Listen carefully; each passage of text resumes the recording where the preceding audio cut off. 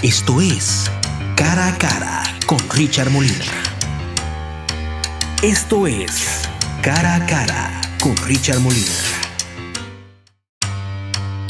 Esto es Cara a Cara con Richard Molina. Esto es Cara a Cara con Richard Molina. ¿Cómo les va? Gracias por acompañarnos en esta oportunidad cara a cara frente a un espacio que hoy nos va a permitir conocer más allá de la figura, sino el personaje completo y sobre todo su visión en torno al Ministerio Público. Gracias por darnos esa oportunidad de estar en este momento junto al Fiscal General de la República, don Carlos Díaz Sánchez, que nos ha abierto este espacio para conversar acerca de muchos detalles que creo que los costarricenses quieren conocer, y por supuesto que le agradecemos a la Oficina de Prensa del Ministerio Público por abrirnos ese espacio. Don Carlos, gracias por darnos la oportunidad. Gracias a usted, don Richard, por más bien la oportunidad que nos da.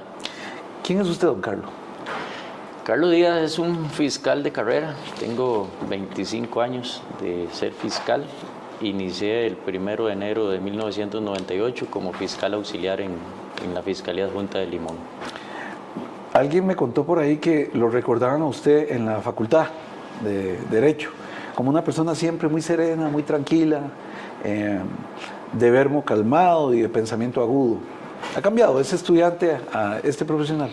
No, prácticamente siempre me he mantenido así, una persona, no me gusta sobresalir, tranquilo, estudioso y que está muy agradecido con la institución. En este caso me refiero al Ministerio Público. ¿Usted es de Limón?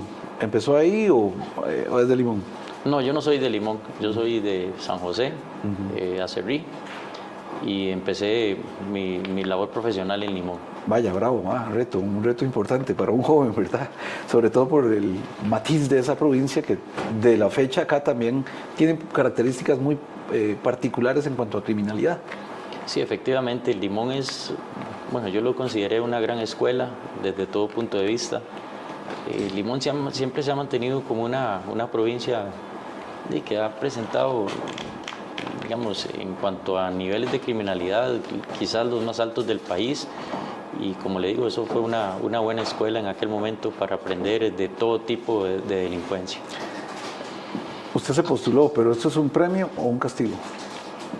Ser fiscal general de la República en estos momentos. Le digo porque el anterior fiscal ahí, Warner Molina, le dijo a los magistrados que el nombramiento tenía un efecto, que era la acumulación en ese momento de 6.000 investigaciones varadas por falta de prueba técnica y la ausencia de ese líder. Entonces es un volumen de trabajo enorme. ¿Castigo o premio? Es un premio que me da la vida. En realidad yo lo veo como un premio y sobre todo como un reto.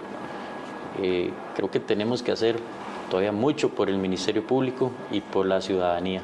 Recobrar la confianza, recobrar niveles de seguridad que teníamos anteriormente y es por eso que vamos a trabajar. Don Carlos, política criminal. Yo quisiera que usted le explicara a la gente desde su perspectiva qué es la política criminal para Carlos Díaz, el fiscal general, y cuál va a ser la aplicación a favor de la ciudadanía. Bueno, el Ministerio Público en mi gestión va a estar abocado en una política de persecución penal prácticamente enfocada o polarizada o gerenciada en 4 pilares. El primer pilar va a ser el de las columnas territoriales, que son las fiscalías que, digamos, que se encuentran a lo largo de todo el país y que ven generalmente la delincuencia convencional. En esas nos vamos a enfocar en descongestionar las mismas y atacar el rezago.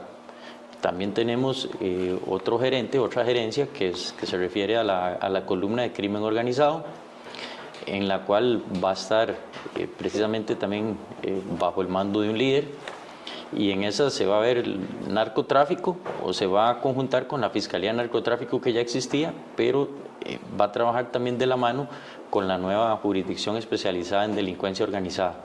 Y esto va a conformar lo que se llama la Fiscalía Adjunta de Crimen Organizado. Existe otra tercera fiscalía, bueno, que ya funcionaba bajo ese modelo de columna o de rectoría por una sola jefatura, que es la de Probidad, Transparencia y Anticorrupción. Y finalmente, la última columna es la que atiende todas las poblaciones vulnerables, por ejemplo, población indígena, por ejemplo, delitos ambientales, cualquier delito que tenga relación con género, etc. Esa va a ser gerenciada también por una persona. La delincuencia le lleva una enorme ventaja a la institucionalidad. La delincuencia evoluciona constantemente. Un jefe del OIJ me decía que una banda liderada por unos famosos personajes de los barrios del sur pasaron de ser vendedores de drogas a manejar estafas telefónicas dentro de los sistemas penitenciarios donde estaban recluidos.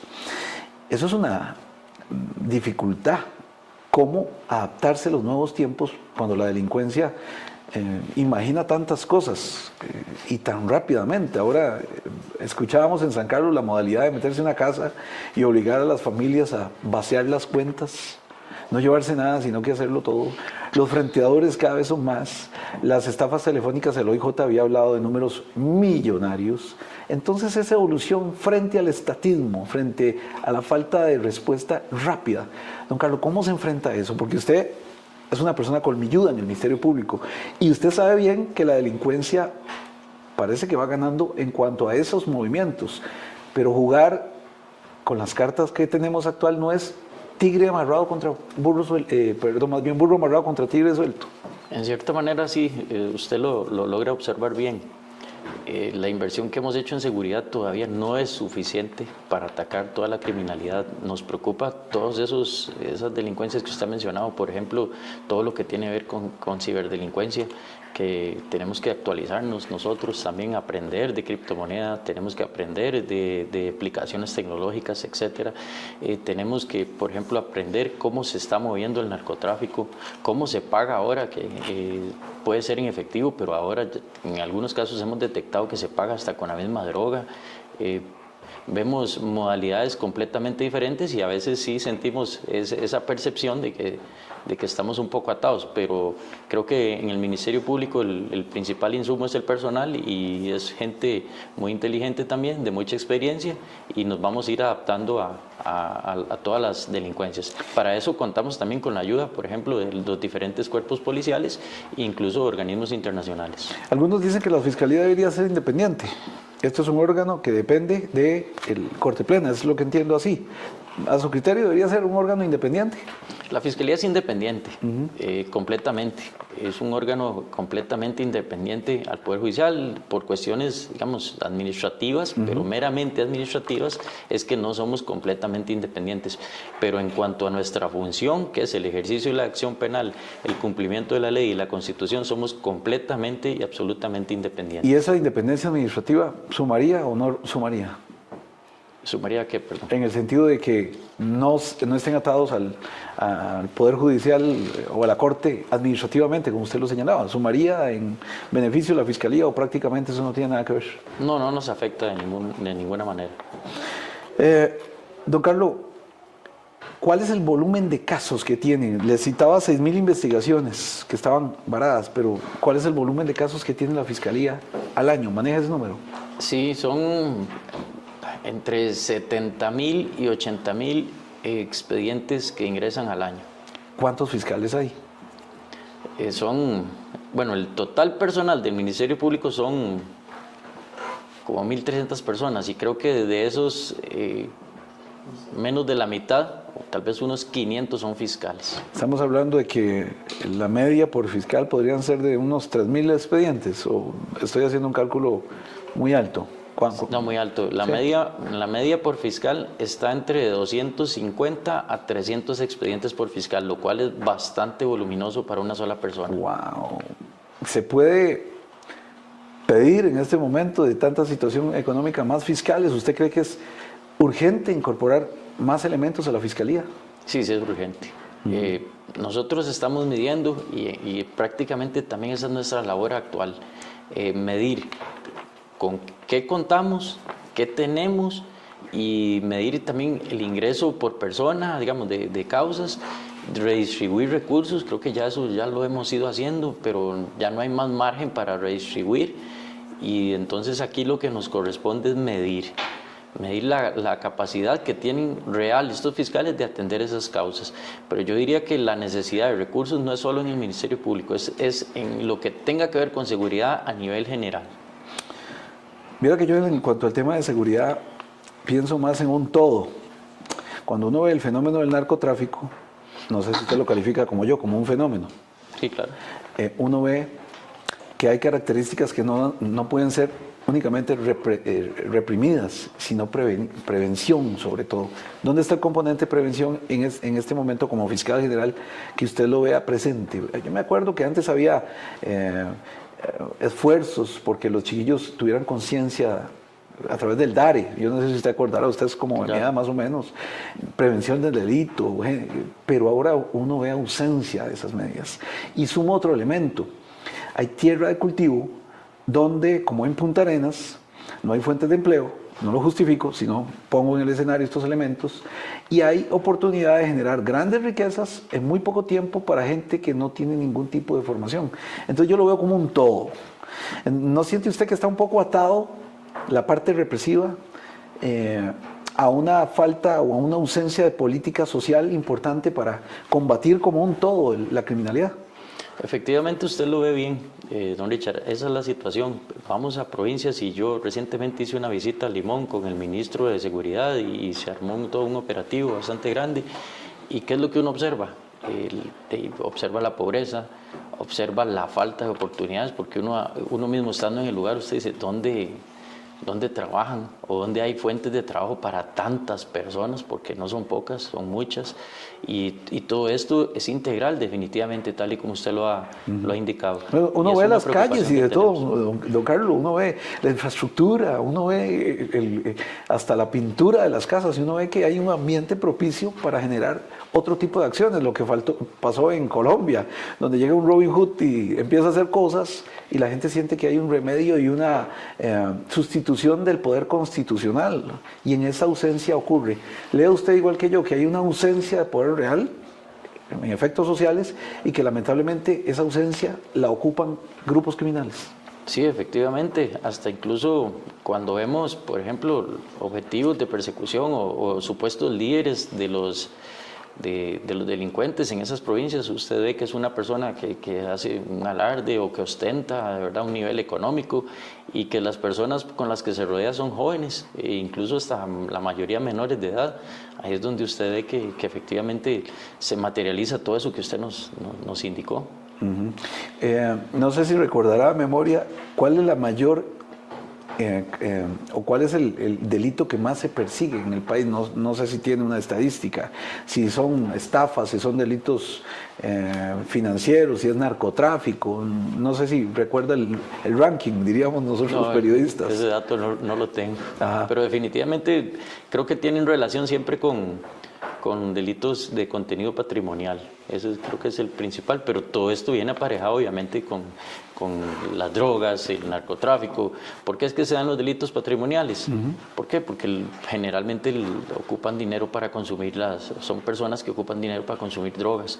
Entonces, de alguna manera tienen que conseguirlo. Muchas veces la misma droga, si tenía algún trabajo, los lleva a que lo pierdan, o si estudiaban también, a veces pierden el estudio por las drogas, y todo está aparejado. Si bien podría yo casi que decirle que el ranking lo encabezan los delitos patrimoniales, pero todo esto tiene una génesis que tiene que ver también con el narcotráfico. ¿Usted no está de acuerdo con la legalización de la marihuana? No, señor, no estamos de acuerdo. ¿Por qué? La droga, en este caso cualquier tipo... Yo soy de Barrio y le puedo decir a usted que nunca le vi ningún beneficio, nunca, en primera persona, ejemplos muy duros en la familia, nunca le vi un beneficio, nunca he entendido que puede usarse de forma recreativa desde mi perspectiva. Hay otros ángulos, pero el fiscal general, ¿qué piensa? No, es que es la misma percepción. ¿Cuándo le ha visto usted un beneficio positivo a una droga? E incluso, por ejemplo, usted ve que es bastante criticado incluso hasta el mismo cigarrillo. La Caja Costarricense del Seguro Social tiene genera su publicidad para que las personas no fumen, generan hasta concursos para que no fumen. A nivel de cigarrillo, que esto es permitido.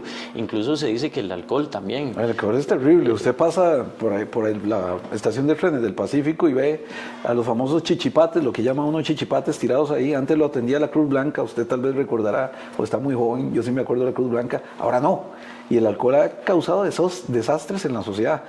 Estamos entonces para más drogas legales, en una sociedad como la nuestra que creo que no está tan avanzada. No, para nada. Más bien, y como le digo, el consumo de drogas, el consumo de alcohol, todo esto, ¿qué genera? Bueno, genera que las personas dejen sus trabajos, genera adicciones, genera que nuestros jóvenes dejen incluso el deporte, que después cuando ya entran en adicción, genera que ellos necesiten recursos, que cuando no teniendo un trabajo y estando involucrados en las drogas, tengan que buscar esos recursos. ¿Y a qué los lleva esto? A cometer delitos. Por eso es que no estamos de acuerdo con la legalización de la marihuana ni ninguna otra droga más, tal y como usted lo ha señalado. Qué tragedia, señor fiscal, ver que las cárceles están llenas de gente joven, en edad productiva. El promedio, según Adaptación Social, viene entre los 24 y los 35 años, la mayor cantidad de personas privadas de libertad. Esto no es un fenómeno único de Costa Rica, es un fenómeno muy parecido en el mundo. Pero esto habla de que estamos haciendo algo mal con la sociedad y esa gente. Pero ese también es esa frustración de muchos. No voy a justificar porque nosotros venimos de otras latitudes. A nosotros nos enseñaban que si uno quería algo se lo tenía que ganar. Pero ahora hay tantas puertas donde la gente ve tanto dinero y aunque la gente diga que no, hay espacios que promueven la delincuencia. La promueven abiertamente. El hacer las cosas rápidas y obtener beneficios. Ese discurso va en contra del trabajador que se levanta temprano, tiene que ir a trabajar y a fin de mes llega nadando con el sueldo en un país tan caro. Esas son realidades que definitivamente uno dice, ¿cómo le entramos a esa juventud? ¿Cómo le cambiamos ese chip? Si muchas veces tenían el eslogan, mejor una vida corta y llena de dinero que no una vida larga y llena de pobreza. ¿Cómo hacerlo? Eso es lamentable, Richard, porque definitivamente esa es nuestra realidad. Si usted ve también la cantidad de homicidios, por lo menos los que tienen que relación con ajuste de cuentas, como lo llaman popularmente, usted ve que son muchachos jóvenes y que obviamente tienen algún tipo de relación con el narcotráfico. La expectativa de ellos a veces no pasa 25 años. Y de verdad que ahora es un lujo más bien llegar a una edad como la que uno tiene, en donde usted todavía tiene una expectativa de vida. Pero definitivamente estas actividades delictivas resultan preocupantes y sobre todo para los jóvenes, que se deslumbran por las cuestiones materiales de manera fácil. Usted no viene a hacer magia. ¿Perdón? No viene a hacer magia, no puede hacer magia. ¿Cuál es su objetivo? ¿Cómo se ve usted cuando ya toque entregar un informe? ¿Cómo va a ser este Ministerio Público? Esperamos que sea un Ministerio Público, bueno, descongestionado, y con esto me refiero a que tengamos más capacidad de reacción. Actualmente el volumen de los expedientes nos están ahogando el personal. Esto produce en ellos incluso hasta el síndrome del trabajador quemado. En algunos funcionarios ya no dan abasto, pero estamos trabajando en eso. Vamos a trabajar por descongestionarlas, por dar un mejor nivel, en este caso de vida o de calidad de vida, incluso a nuestros trabajadores, que eso no lo podemos dejar de vista. Podemos exigir más resultados, pero ¿a qué costo? Y en eso también estamos trabajando, para que el ambiente laboral del Ministerio Público mejore, y si aquí mejoramos el ambiente laboral, por ende va a mejorar la calidad del servicio que nosotros brindamos. Pero yo soy creyente de que los trabajadores felices hacen las cosas mejor. Es una teoría sencilla. Vamos a regresar después del corte comercial hablando de los casos pendientes. Cementazo, Cochinilla, Trocha, Diamante. Estamos con el fiscal general, esto es Cara a Cara. Gracias por acompañarnos y por darnos la oportunidad de estar en su sintonía. Volvemos.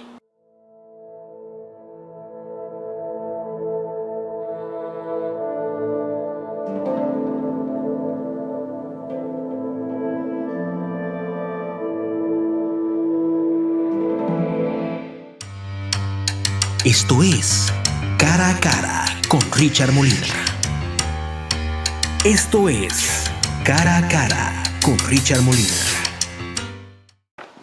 Gracias por acompañarnos. Recuerde elguardian.cr en la web, estamos para servirles y en esta oportunidad con el fiscal general de la República en cara a cara, don Carlos Díaz Sánchez, conversando de la situación que más nos preocupa después del desempleo, la inseguridad, pero como un todo, no aislado.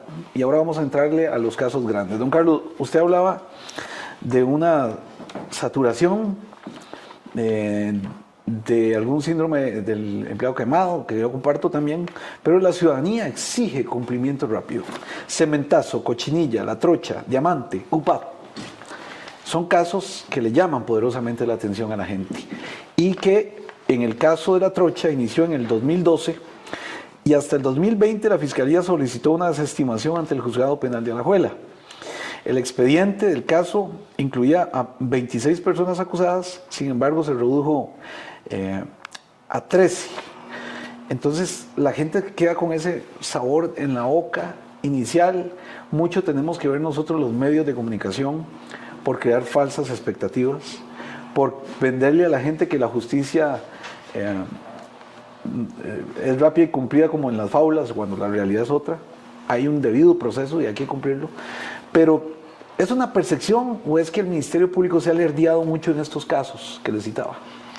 No, Richard, en este caso el Ministerio Público obviamente enfila también como uno de sus objetivos la atención priorizada a estos casos, pero sí hay que entender una cosa, son expedientes muy voluminosos, expedientes muy grandes. Por ejemplo, en algunas de las aperturas de evidencia son teras y teras de información tecnológica o información, digamos, de computadoras que tiene que ser analizada por los fiscales, que tiene que ser analizada por los peritos del organismo de investigación judicial, en el cual se tiene que cumplir el debido proceso, que incluso ya en esos procesos se involucran los abogados y a veces también como parte de la estrategia de ellos es atrasar el mismo, pero eso, con todo eso tenemos que trabajar.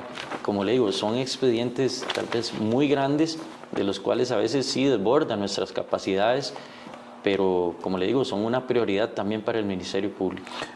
Yo le pido que me acuerde, el caso de La Trocha ya está elevado a juicio, ya va para juicio, ya tiene fecha, porque, perdóneme, pero no lo recuerdo. No sé si tiene fecha, sí sé que se hizo una acusación, o tengo entendido que sí hay una acusación contra algunas personas, y en otras, como usted lo indicó, hay desestimación. Pero sí, ya ese caso estaba acusado. El caso Cementazo, investigación inicia en el 2017 y el 2022, el 15 de julio, la Fiscalía acusa a 17 personas, comillas. Pero algunos medios empezaron a meter presión e insistieron en meter presión. La gente empezó a hablar del cementazo. Juan Carlos Bolaños empezó a dar entrevistas.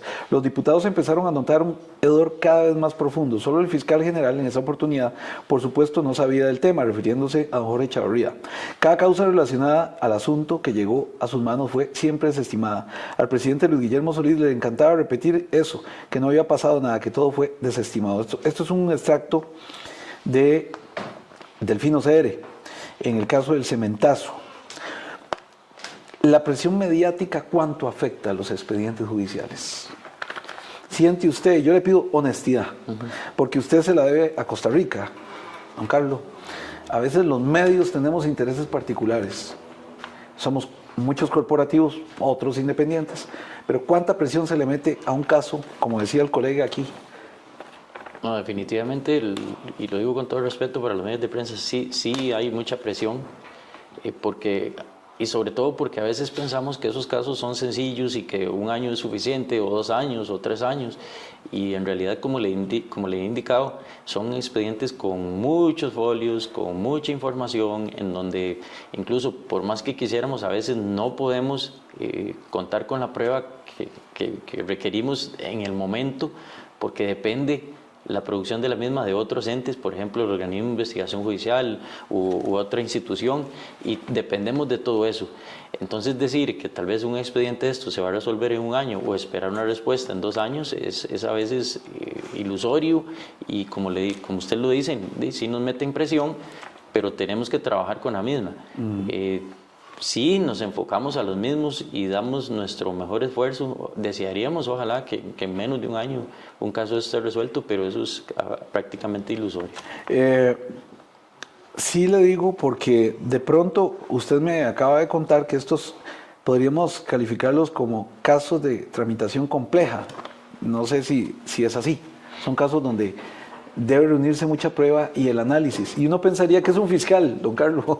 El ciudadano tal vez piensa que es un fiscal que está examinando solo un expediente, pero ese mismo fiscal a veces tiene 10 o más expedientes al mismo tiempo y todos con la urgencia de resolver. Esa es la realidad.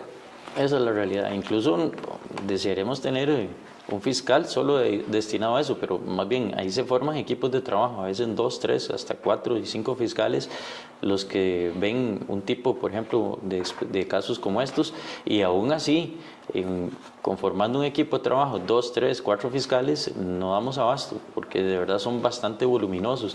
La cantidad de personas involucradas también es bastante amplia. La cantidad de gestiones que se realizan es bastante amplia. Incluso las audiencias, usted puede ver, ya no son audiencias de 1 hora, son 2, 3 días, 1 semana, 15 días. Todo eso afecta definitivamente el trámite expedito de una investigación como estas. Entonces, ¿a usted lo sorprendió el caso ST por la agilidad de la resolución? No, ese caso no me sorprende porque fue tramitado en la Le escucho. En la Fiscalía de Delitos Económicos, y el mismo, en su momento los fiscales o las fiscalas que lo analizaron consideraron que no existía elementos de convicción suficientes para enviar este asunto a juicio. Don Carlos, pero es muy rápido porque eso entra a mediados de octubre y de pronto ya el 2 de enero se tramita una solicitud de esa estimación que luego llega hasta el 9, es el día que se mueve. Entonces uno dice, puña, usted me acaba de contar, se lo acaba de contar a la audiencia, que hay un volumen de trabajo importante y hay elementos que nos llaman poderosamente la atención.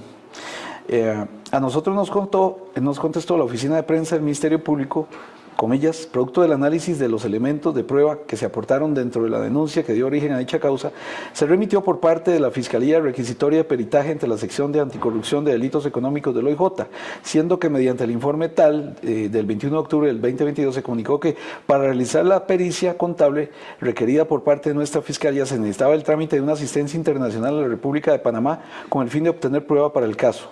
Al respecto, consultada la Oficina de Asesoría Técnica y Relaciones Internacionales del Ministerio Público, se nos informó vía correo electrónico que ante consulta realizada su homólogo en Panamá comunicó que los delitos contra el Tesoro Nacional de defraudación fiscal fueron tipificados mediante la ley número 70 del 31 de enero del 2016 y que antes de su entrada en vigencia tales conductas eran competencias de la esfera administrativa y no penal. Esto suena a un asunto muy complejo. Sí, efectivamente. Eso lo respondió la fiscal a cargo cuando nosotros pedimos respuesta. Sí. Eso suena a complejo. Y le estoy mostrando esto. Le estoy mostrando esto a la ciudadanía. En principio se dijo que no había prueba. Este fue un documento que circuló dirigido a muchos directores de medios, donde se sumaba más evidencia. Dice, atención, Fiscalía Adjunta, Económicos, Tributarios, Aduaneros, Propiedad Intelectual, causas con solicitudes de estimación, nuevos elementos de prueba. Le voy a entregar esto a usted. Esto nos llegó a nosotros, pero uno como medio de comunicación no hace nada con esto. Estos son 45 documentos que seguramente ya usted los conoció de la causa, donde se dice que hay nueva prueba. ¿Los ha visto, don Carlos? Así, en una rápida ojeada ya se los informaron, porque eso no lo copiaron a todos los directores de medios. Y habla de un asunto muy sencillo de comprender, haciendo consultas, eso es suyo, si me hace el favor, haciendo consultas prácticamente a estados financieros.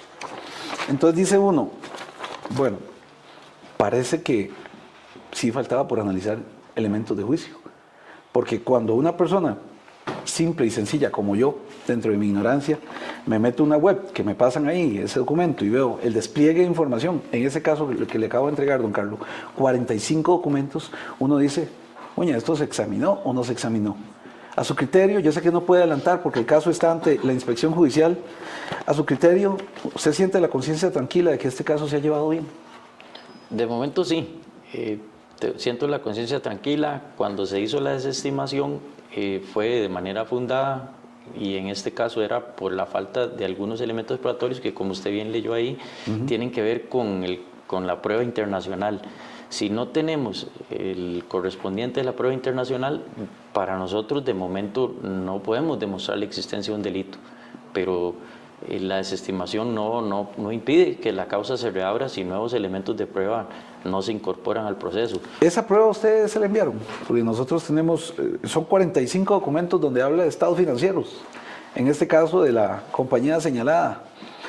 ¿Los tenía usted? ¿Tenía conocimiento de eso? Esto que usted me acaba de presentar, yo no los tengo. No sé si será la misma prueba que consta ya en el expediente.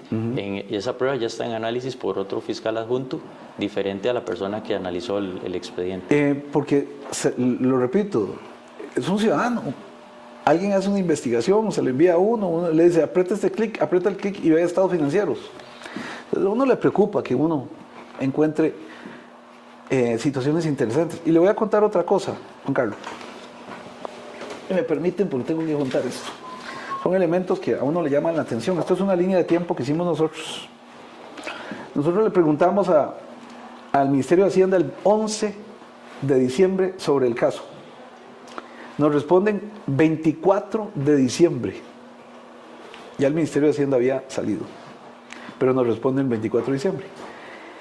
El 2 ocurre el trámite para la desestimación y nosotros preguntamos el 11 ante el Ministerio Público si existía una causa. Le explico a la ciudadanía y a usted también, don Carlos. Cuando nos responden el 24 de diciembre, nosotros tenemos imposibilidad de publicar. Ya el Ministerio de Hacienda nos había confirmado que había una investigación abierta y que se había trasladado una noticia de crimen al Ministerio Público. Don Carlos, y como lo sabrá la colega, estaban de vacaciones, yo no podía preguntarle a nadie más y confirmar.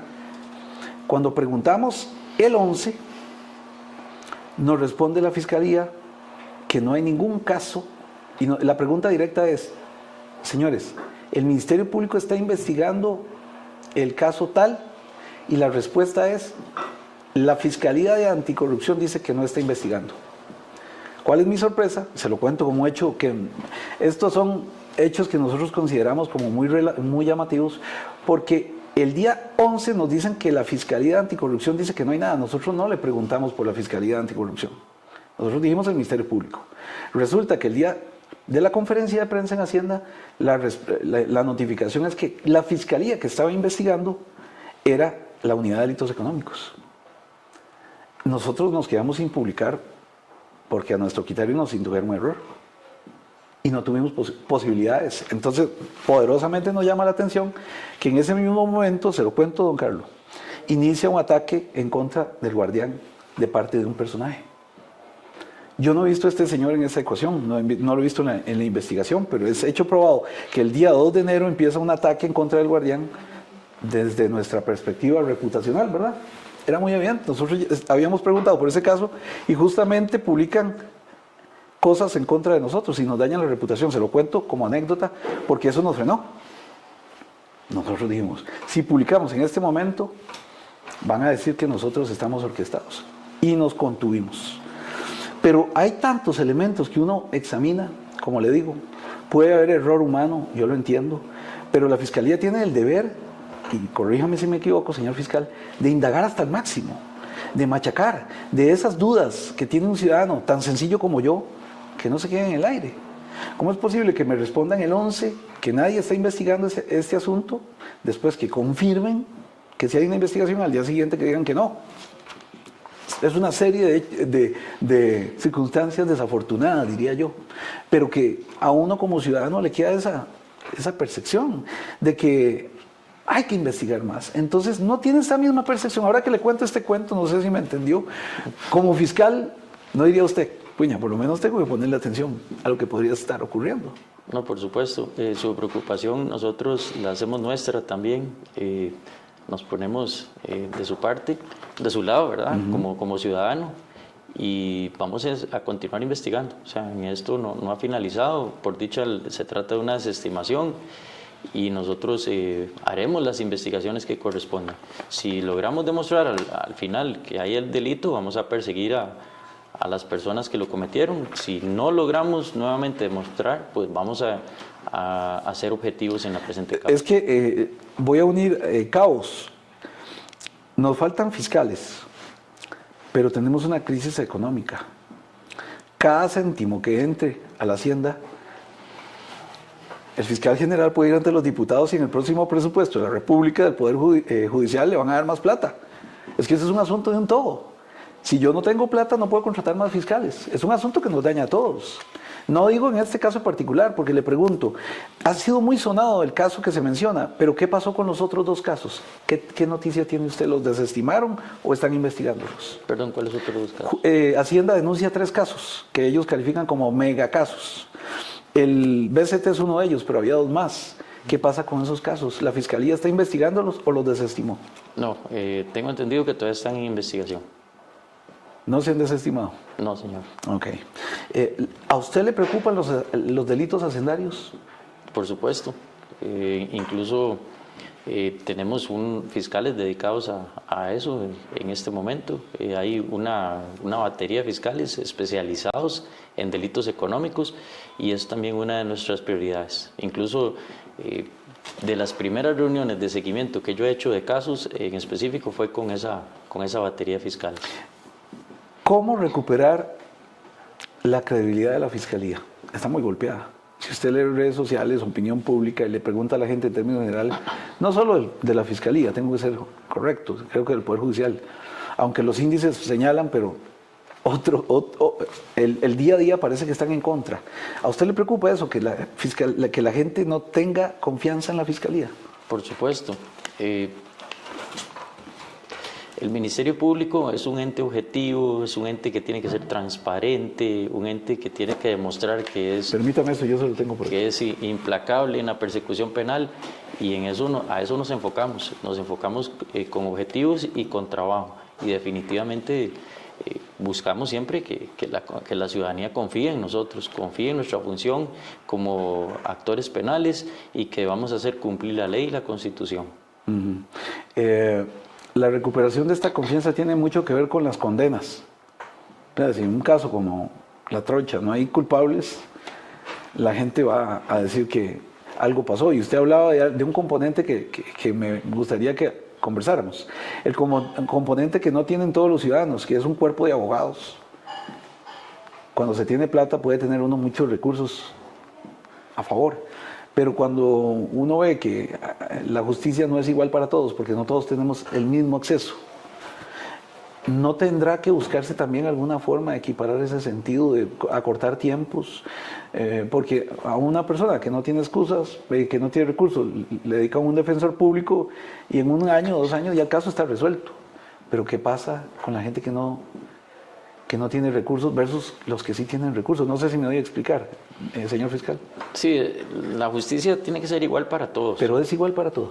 Sí, para mí sí es igual para todos. Lo que pasa es que si lo vemos en este tipo de procesos, los mismos, como ya usted mismo lo ha comentado, involucran diferentes factores que los hace que sean más complejos y esa situación nos vuelve también complejas las investigaciones, pero nosotros no hacemos ninguna distinción de ningún tipo en esos casos, ya sea se trate de personas con o sin recursos.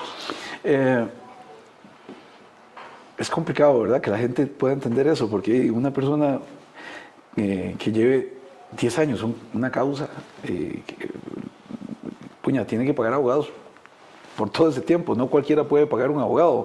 Don Carlos, presentar un recurso de amparo, la gente dice, cualquiera lo puede presentar. Si usted no tiene conocimiento, está listo. Un acto ante el contencioso administrativo cuesta un dineral. Estamos hablando de la realidad. Sí. Por eso le digo, mi percepción es que la justicia no es igual para todos. Hay los mecanismos necesarios para que sea igual para todos, de acceso para todos en las mismas circunstancias. Sí, los recursos son igual para todos y los accesos, por lo menos en materia penal, son igual para todos. Algunos los utilizan mal, por ejemplo, ya usted ha mencionado algunos casos, pero desde nuestra perspectiva los recursos son igual para todos. Finalmente,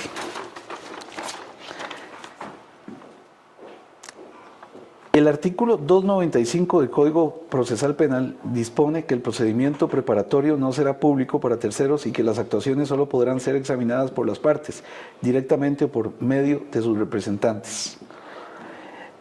En esta fiscalía se me informó que están investigando la revelación de un expediente que fue intercambiado entre la Dirección de Financiamiento de Partidos Políticos y la Fiscalía alrededor de la investigación de una supuesta estructura paralela a pesar de este artículo. La filtración le preocupa, porque aquí, en este caso, le comento, hubo un folio entero que los medios de comunicación tenían, de un expediente privado, y de acuerdo al artículo 295 eso no es permitido. Se lo cuento porque yo pregunté ante el Tribunal Supremo de Elecciones si yo podía tener acceso al mismo y me dijeron que eso no era de carácter confidencial. Se lo pregunté a la Fiscalía y me dijeron no, el 295 lo impide. Pero de pronto sale publicado. ¿No le preocupa a usted que haya filtración de casos específicos a la prensa? Por supuesto, lo que me preocuparía o lo que me preocupa es que sea o que venga del Ministerio Público, pero recuerde usted, don Richard, también que los expedientes son de acceso para las partes y me refiero en este caso para los abogados. En este caso la Fiscalía me informó que nadie sacó copias, que solo hubo un trasiego entre Fiscalía y Tribunal Supremo de Elecciones. Abrieron una investigación, pero es obvio que alguien tuvo que haberlo entregado. Es textual, usted lo ve en prensa, ponga ahí estructura paralela, Partido Progreso Social Demócrata, y ahí sale todo el detalle, sale hasta lo que se dice entrecomillado. Eso no se obtiene de la nada. Sí, ya usted, incluso de su deducción, usted menciona dos partes. A mí me preocuparía, y nosotros estamos abocados a cumplir el artículo 295 desde la Fiscalía. Nosotros no nos vamos a prestar para filtrar información, ya lo he dicho a otros medios, no nos vamos a prestar para shows políticos de ningún tipo y mucho menos para estar filtrando información que pueda perjudicar la investigación y a terceras personas. Sí, porque le cuento que, por ejemplo, pasó con el caso del presidente de la República. El presidente de la República no había sido notificado cuando ya en prensa se estaba manejando el expediente. Entonces uno dice, puña, ¿cuál es el respeto por el artículo 295? Que creo que los medios tenemos que ser respetuosos. ¿Debemos ser los medios respetuosos de la ley o no? Yo hasta donde, bueno, en este corto periodo yo he encontrado mucho respeto de parte de la prensa hacia la labor de nosotros. Cuando les decimos que no podemos informar, ustedes lo entienden perfectamente y como le digo, me preocuparía a nivel del Ministerio Público ese tipo de filtraciones y nosotros trabajamos en nuestros protocolos siempre para que eso no se dé en nuestro nivel. Finalmente, acento contra el actual gobierno. Le repito, la Fiscalía confirmó el 9 de enero que abrió una investigación en contra de la señora Chacón, hablo de la ministra de Salud, por el presunto delito de peculado. A esto se suma la causa contra el presidente de la República y hay algunas personas que dicen que la Fiscalía tiene el acento en contra de este gobierno. ¿Qué dice usted de eso? No tenemos ningún acento en contra de ningún... Bueno, yo en lo que llevo de gestión no tengo ningún acento en contra del gobierno. Por parte de la Fiscalía o el fiscal general, él tiene que llevar las investigaciones contra los miembros de los supremos poderes. Generalmente la mayoría de estas investigaciones derivan de denuncias que interponen los ciudadanos y en algunas, que son las menos, se abren de oficio. Pero esto no implica ningún acento ni de persecución contra este ni contra ningún gobierno. Nosotros vamos a ejercer la acción penal cuando corresponda y vamos a hacer cumplir la ley y la Constitución, pero siempre también respetuosos de la institucionalidad y mucho menos, reitero, don Richard, nos vamos a prestar para shows o persecuciones políticas. ¿Pero qué dicen los datos? La Fiscalía General de la República acumula 40 causas abiertas en contra de 9 funcionarios del Poder Ejecutivo. Así es, los números señalan que es el presidente de la República quien acumula la mayor cantidad de expedientes judiciales, con un total de 14, seguido por la ahora exministra de Salud, Jocelyn Chacón, con 5 causas. El ministro del MOP, Luis Amador, con 5. La ministra de Educación, 4 causas. 3, la ministra de Presidencia, Natalia Díaz. 3, el ministro de Justicia, Gerald Campos Valverde. 2, el vicepresidente, Stephen Brunner. 2, el ministro de Hacienda, Novia Costa. Y 2, el ministro de Seguridad Pública, Jorge Torres Carrillo. Mire, aquí en Costa Rica se ha utilizado el Poder Judicial para fregar. Termino con esto. ¿Le preocupa la liberación de reos de parte del Instituto Nacional de Criminología? Que no le dicen a usted, buenos días, cuando uno se da cuenta la gente está liberada. No es este el caso, pero cito el caso de los 2 gordos, ¿verdad? En Punta Arenas. De pronto ustedes hacen un esfuerzo con el OIJ, hacen un operativo, intentan ver, al día siguiente los muchachos están libres. Eso, lo que la gente dice es, eso sí, eso sí que está pasando. Pero también se suma a esto, porque usted se lo dijo a un medio, que le preocupa la liberación de reos peligrosos sin que el Instituto Nacional de Criminología le pregunte a la Fiscalía. Sí, efectivamente, nosotros lo que queremos es estar informados de esas liberaciones para ejercer los controles que correspondan. Igual, cuando liberan a una u otra persona del sistema judicial, nosotros, bueno, nos informan y nosotros ejercemos los mecanismos legales, y precisamente eso es lo que queremos, nada más tener conocimiento y ejercer los mecanismos legales cuando corresponda. Esa es la pregunta que yo creo que todos los ciudadanos tenemos que hacernos. ¿Cómo le ayudamos a la Fiscalía? ¿Qué persigue usted de nosotros los ciudadanos? Yo le pediría a la Fiscalía, a la ciudadanía, sí, perdón, que ayuden a la Fiscalía, que se presenten a denunciar lo que corresponda. Muchas veces ahora y actualmente es difícil investigar, tal vez eso ustedes lo pueden también incluso hasta ver como periodistas. Quizás antes en cualquier caso las personas daban declaraciones, ahora creo que ustedes mismos lo ven, si no es prácticamente con identidad protegida no les dicen nada, y eso se ha traducido o se ha llevado también a los estrados judiciales. Ya las personas no quieren declarar, obviamente temen por sus vidas, los delitos son cada vez más violentos, y ellos sabiendo que pueden exponer sus vidas, mejor no deciden declarar. Pero también la ley, más bien el proceso nos da algunas facultades, y por eso es que nosotros le pedimos a la gente que colabore con nosotros, que sean testigos, que sean valientes, que aquí hay mecanismos de protección hacia ellos, y que nos colaboren dándonos la prueba, porque nosotros en la mayoría de los casos todas las investigaciones que se llevan a buen puerto es porque tenemos prueba que hemos logrado recabar, pero a veces esa prueba no la quieren decir, a veces no la quieren hacer llegar al proceso, y eso limita nuestra capacidad. Y no puede trabajar solo el Ministerio Público, tiene que rodearse de entidades sociales para que le ayuden en la política criminal, porque usted no podrá caminar solo. O sea, usted puede ordenarle a los fiscales garrote, pero igual si una persona llega a una comunidad narcotraficante, da becas, financia equipos de fútbol, genera empleo, esa persona la van a proteger, porque esa es la realidad. Efectivamente. No podemos trabajar solos, nosotros nos hemos unido con los diferentes cuerpos policiales, llámese OIJ. Pero no solo cuerpos policiales, desde Limas sí, hasta el ICODER, todo cuenta en esa política criminal, ¿o no? Sí, efectivamente, en eso, por eso hemos creado enlaces y equipos, reuniones para formar equipos de trabajo. Creo que hay una iniciativa incluso que viene del Poder Ejecutivo, que es retornar a los consejos de seguridad, y eso nosotros lo vemos con muy buenos ojos. Yo le deseo a usted que le vaya muy bien como ciudadano. Espero que el Dios Todopoderoso, por ser creyente, lo acompañe y que lo proteja, y que tenga la oportunidad de devolverle esa reputación al Ministerio Público. Sus 2 últimos antecesores, Jorge Chavarría y Emilia Nava, salieron por la puerta trasera, por lo menos ante la opinión pública. ¿Qué piensa usted de eso?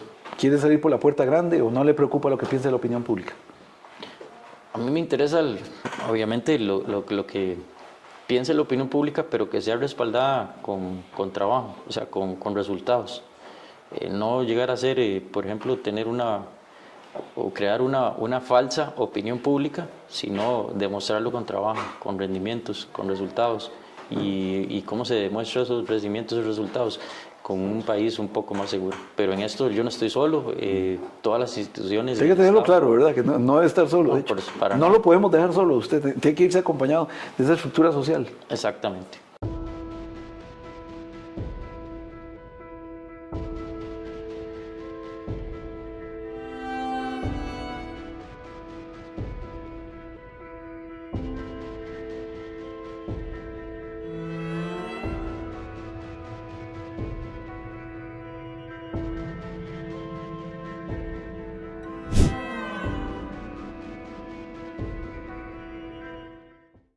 Don Carlos, muchas gracias por la oportunidad. Gracias a usted, don Richard. Dame la mano. Muchas gracias y que Dios lo bendiga. Igualmente. Gracias a ustedes por habernos acompañado. Esto es Cara a Cara. Nuestro próximo programa tendrá otro Cara a Cara con los personajes más importantes de Costa Rica. Nos vemos.